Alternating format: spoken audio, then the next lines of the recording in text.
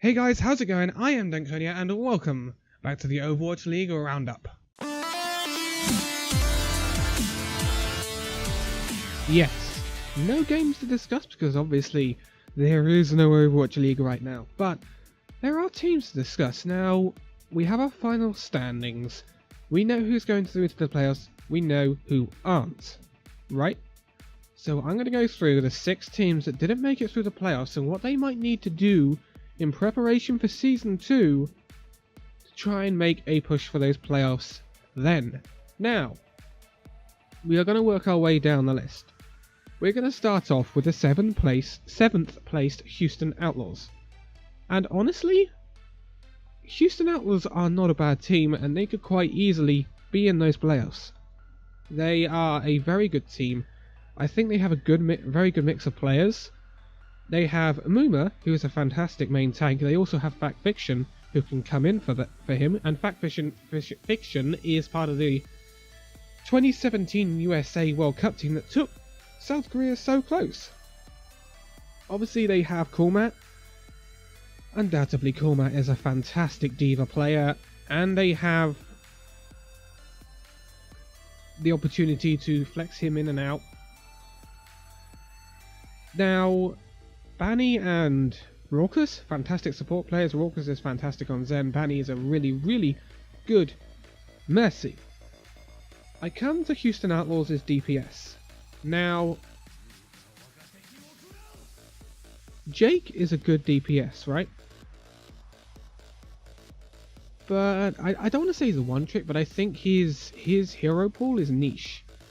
He at times struggled on Tracer, when Tracer was such a massive part of the meta. But you'll notice that Houston did slightly better when Tracer was not part of the meta in Stage 4, and when they could play a lot of Junkrat in Stage 1. Houston did quite well. 2 and 3, it started to revert back from more like Mercy damage boosted comps when Mercy got nerfed, and we had more Tracer play because Tracer could get those singular kills and they wouldn't be rezzed as instantly or as quickly. So,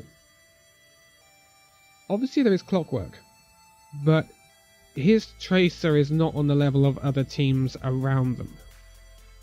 You think of Snillo for Fusion, you think of Boston Uprising have Striker, Valiant have a whole host of DPS players. All the teams above them probably have a better Tracer player than Outlaws do. Obviously, Outlaws have Jake, who is a fantastic Junkrat. You've got to say Jake is the best Junkrat in the league. Hands down. Absolutely hands down. Then we move on to Linkser. Linkser, again, a fantastic DPS player. On his day. The problem with Linkser is he can be rather hot and cold. He can have a day where he could be the best DPS in the league. He can duo with Pine and beat him. Or duo with Sabiobi and beat him. But he'll also have days where he struggles to beat even the lowest teams in the league. So, or their equivalent DPS anyway. So if Linkser can find some consistency in his play, then Houston will look good. And if they can get a better Tracer player than Clockwork and Jake, then Houston look really good. And they were honestly, it was map differential it came down to.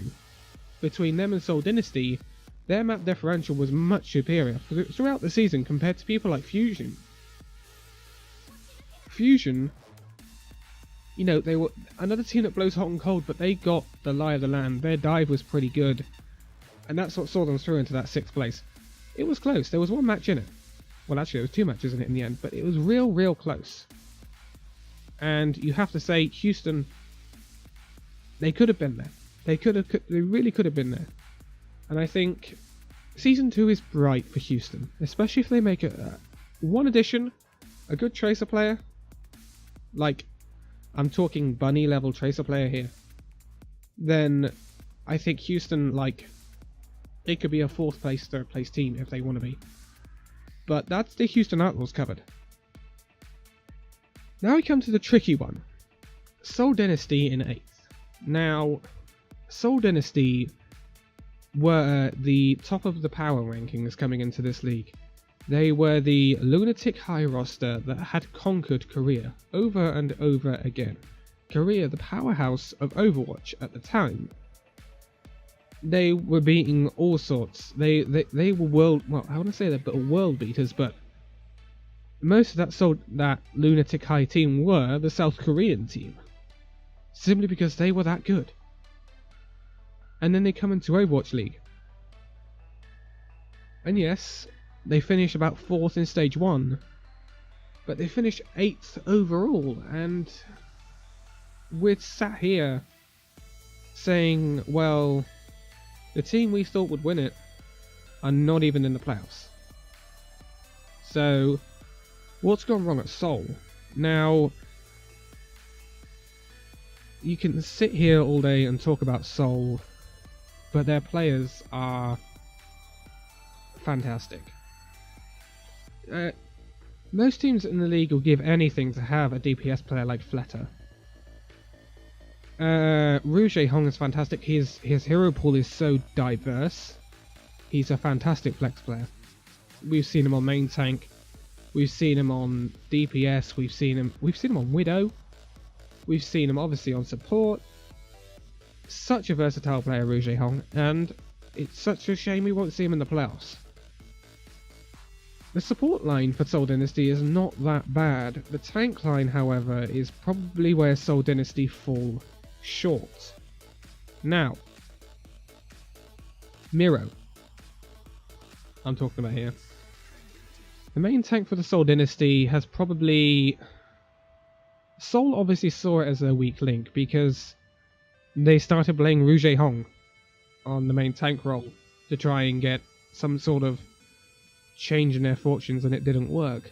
Although Rouge Hong did do a really good job in that role, as Rouge Hong will do in most roles, to be quite honest, because he's such a fantastic player. If Seoul can find a better main tank, I'm talking like not Gesture level, because Gesture's probably one of the best. Say they pick up Fisher from Spitfire instead of Gladiators picking up Fisher, then I think Seoul make it. Because Fisher can carry teams. Sorry, Gladiators, but Fisher can carry teams. But if Seoul had a main tank, and then I think they might have to look at their coaching slightly, their structure or something, because it's just not worked. Although, you have to say, Seoul this season got taken out of their comfort zone. Simply because they played in Korea their whole, lives. They've played in Korea. And then all of a sudden, Overwatch League comes along and Seoul have to play in LA. So, it's completely different surroundings. They're away from home. But this doesn't really excuse it, because you've got a team like New York Excel, who are, they're a Korean team. Yeah, they may say they're New York, but they are a Korean team coming from Korea, and they're number 1 seed. So we can say all we want, but I think some coaching differences at Seoul, and then a main tank that is better than Miro. Seoul look good for next season, but I think they will improve next season anyway, because they're not called Dynasty for nothing. They want to be back at the top of that league, and believe me, Season 2's going to be a shake-up, because there could be up to 6 new teams next season, by the way. Including perhaps a Berlin team. So that could be quite interesting. In 9th, we have the San Francisco Shock. Now, I honestly don't have much to say about San Francisco. Because, yes, they had a difficult start to the season. But they were waiting for players. They were waiting for players to mature. They were waiting for Super. They were waiting for Sinatra. And you look at Stage 3, and especially Stage 4, they've improved. They really have improved. And, if their start of the season hadn't been so bad, I really think we would have seen them in the playoffs. If they had the synergy, and they had the team that they had in the last 2 stages, I think they finish, 5th or something. Or perhaps 6th, and they knock Fusion out. Honestly, I think Season 2, out of the 6 teams that haven't made it, I think the most promising team for Season 2 is the San Francisco Shock. Because you can see the foundations are there. They've now got the ex-Boston coach who took Boston to that unbeaten stage in Stage 3. I think Season 2 looks really, really good for San Francisco Shock and their fans, so they're a team to watch out for going into next season. Now, another massive underperformer in the 10th spot is Dallas Fuel. Now, Dallas Fuel were about 3rd or 4th in the power rankings at the beginning of this season. Coming into this, they were probably the best Western team. And they made the additions of XQC and Seagull, and it didn't work. XQC, the issue is FXQC, he's a fantastic player. We can't ever deny that. He looks like he might be in the Canadian squad for the World Cup. He's back playing competitive Overwatch again for GOATs in the trials for Overwatch contenders. He'll only be playing that though. He won't be playing in the full contenders, I don't believe. The problem is with XQC is he couldn't split his life between streaming and competitive Overwatch. Competitive Overwatch, I think it requires an amount of dedication. You look at Seagull, he devoted his time to competitive Overwatch, and every now and then you'll see a Seagull stream. Now you're probably going to see more Seagull streams because Dallas Fuel didn't make it, but he streams when he gets the time. It always takes second place, whereas XQC that couldn't happen. XQC loves streaming. It's his life, and he couldn't give it up, and he couldn't split the time, and then it kind of escalated. I don't think he got the right sort of coaching to deal with what he should say and what he shouldn't say. But anyway, I'm going off a tangent about XQC here. Dallas Fuel as a team, they had a lot of problems starting off in this league. There wasn't much synergy. They couldn't get a tank synergy with the tank lineup because XQC got banned. And then you had Taimu playing main tank. He wasn't enjoying the role. But fast forward a few stages, you're looking at the end of stage 3 going into stage 4. OGE comes in. Obviously, controversial player for his account boosting in Korea. But he comes in and he's a good main tank, and he's finally a main tank Dallas Fuel can rely on. After he gets banned for about 3 matches because of his account boosting. So, he comes in, Mickey now flexes with Seagull. Seagull can play the diva role. Mickey can play the new hero Brigitte. And Mickey finds his calling with Brigitte. Yes, Mickey's a good diva player, but he's an even better Brigitte player. And I think in stage 4 the meta favoured Dallas Fuel. And I think that's why you saw them do so well. The biggest thing for Dallas Fuel is to get some synergy and get dive working. A team that can't run dive will not do very well. Even though we're in a meta where we don't see as much dive as usual, if you can't run dive, you are not going to do very well. It's as simple as that. Because dive is just required in some situations, and if you can't run it well, then you're going to struggle. Dallas Fuel run these Reinhardt comps, the stodgy comps, pretty well. But when it comes to straight dive, I'm talking Mercy, Zen, Winston, Diva, Genji Tracer, or something to that, perhaps a Widow instead of Genji or whatever. They struggle to run it. And it just presents issues. And then you have some interesting signings that Fuel made. We all questioned the Custer Unco swap deal between Valiant and Fuel. To be quite honest, I think it was one of the best deals, because Valiant got a fantastic shot caller in Custer. He's a great team leader, and he's done wonders for them in stage 4 and led them to that 2nd seed. Whereas Unco has also been a fantastic addition for Dallas Fuel, so they both benefited from that transfer. But these transfers like AKM, we have not seen the best of AKM. If they can get the best out of AKM, or at least get a player that they can get the best out of, and communicate to their players, which I think was an issue, because from what I've heard from some of the players from the Dallas-Fuel team, they were not consulted about some of these players coming in like OGE, and that's that's what caused problems with Rascal. Then, if they can keep harmony and they can, I think the coaching staff are okay, then you're looking at a team that can do well next season.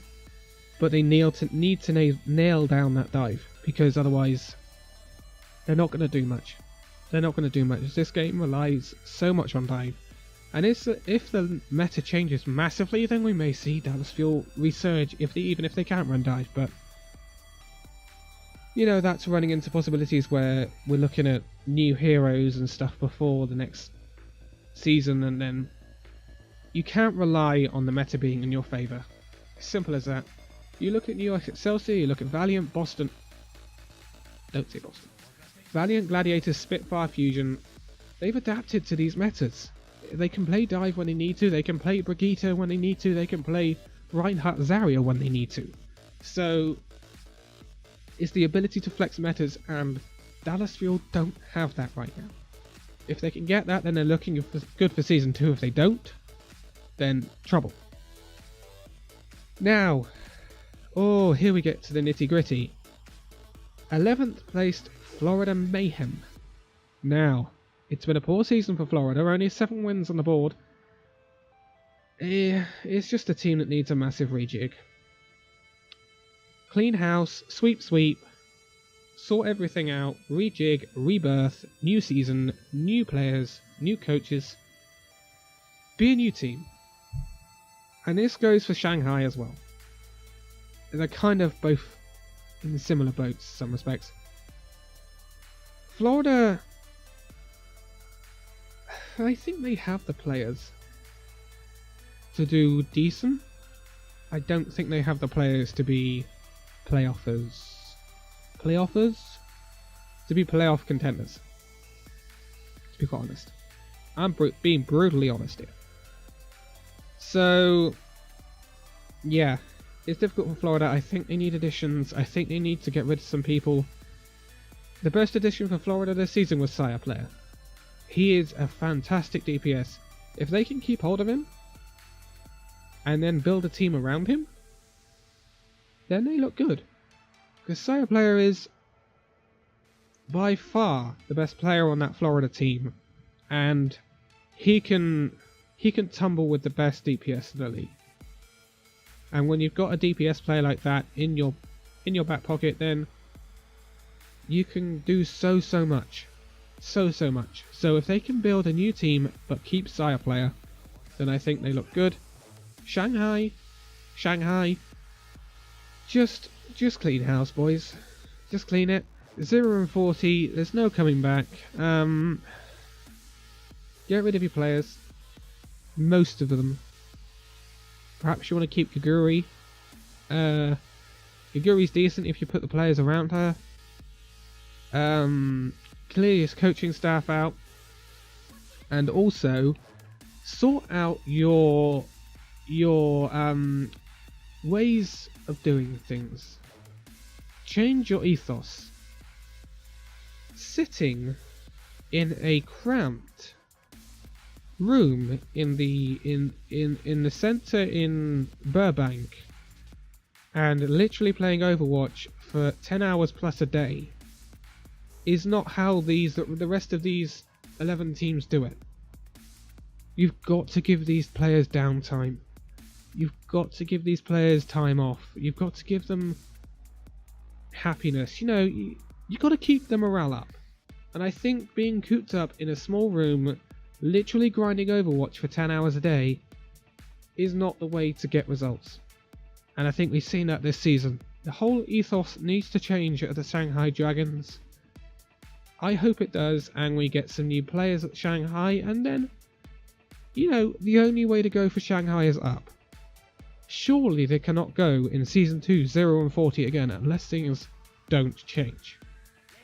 And if things don't change, and it all goes the same next season, then, to be quite honest, they bought into the league, but they don't deserve their place. They don't deserve their place. There are contenders teams that would snap it up. who would love to be in the position that the Shanghai Dragons are in. They just can't buy into the league. So, that's the 6 teams that did not make it. I think it's promising for some and big rejects needed at others. And, of course, there's going to be a lot more competition next season. Blizzard want to add up to 6 new teams. 2 from the Europe area. One of them has been touted as Berlin. 2 from the Asia Oceania area. And 2 from North America. We are going to be seeing a lot more games, a lot more teams next season. So, that's it for that little roundup of the teams that didn't make it. Now, next week I'm going to do our preview into the playoffs. We're heading into July. Mid-July is the playoffs, July the 11th. We have 6 teams: New York Excelsior, Los Angeles Valiant, Boston Uprising, Los Angeles Gladiators, London Spitfire and Philadelphia Fusion. All competing it out for $1 million at the end of that tournament. It's knockout time, boys. Best of 3 wins. And I'm going to look at what we might see in those playoffs next week. But until then, thank you guys so much for watching this video. If you liked it, give it a like, subscribe if you're new, and I will see you in the next video. See you then.